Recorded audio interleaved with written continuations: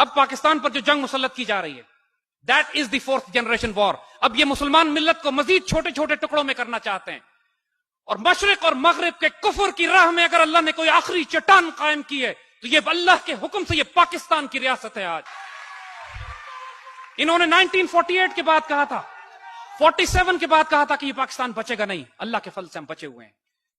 1971 کے بعد جب غداری سے انہوں نے ہمیں چوٹ لگائی, انہوں نے کہا پاکستان بچے گا نہیں. اللہ کے فضل سے ہم بچے ہوئے ہیں. جب ہم نے سوویت یونین سے ٹکر لی, دنیا نے کہا اب تو پاکستان بچے گا ہی نہیں. ہم ہیں, وہ نہیں ہے.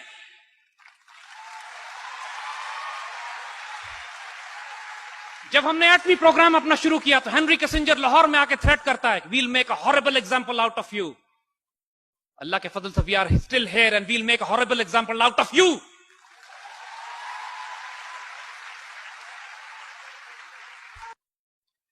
اسرائیلیز نے, جو ڈیوڈ بن گوریان نے ان کو نصیحت کی تھی 1948 میں کہ پاکستان کی ریاست کو نہ چھوڑنا کبھی, جس طرح ممکن ہے اس کو تباہ کرنا, یہ اس وقت سے ہی ہندوستان کے ساتھ تعاون کر کے پاکستان کو تباہ کرنے کی سازشیں کر رہے تھے.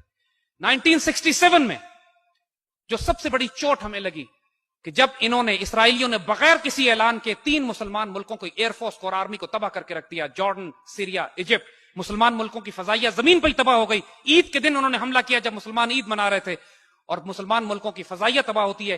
خطرہ یہ ہوتا ہے کہ تمام مسلمان ملک اب اسرائیل کے قبضے میں چلے جائیں گے. پاکستان ایئر فورس سے مدد طلب کی جاتی ہے, پاک فضائیہ کے دستے جاتے ہیں, اور اللہ کے حکم سے ہم اسرائیلیوں کو مار کے گراتے ہیں وہاں پہ.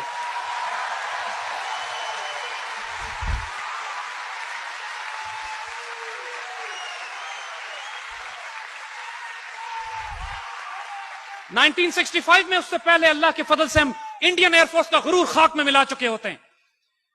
ایم عالم صاحب 30 سیکنڈ میں 5 انڈین جہاز شروع میں ہی مار کے گراتے ہیں, اس کے بعد انڈینز کو جرت نہیں ہوتی کہ پاکستان میں داخل ہوں. اللہ کے فضل سے 1967 میں بھی ڈسٹروائے دی اسرائیلی ایئر فورس. ہم کا خطرہ جو مسلمان ملت کو ہوتا ہے وہ ٹل جاتا ہے.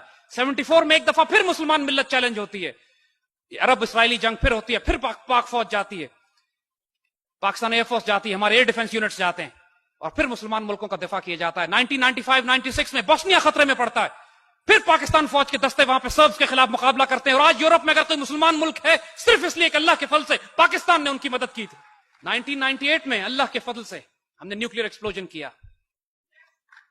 اور اللہ کے فضل سے انڈونیشیا سے لے کر موراکو تک مسلمانوں نے اس طرح چراغاں کیا جیسے پوری امت مسلمہ میں عید کا دن اس دن تھا, 28 مئی 1998.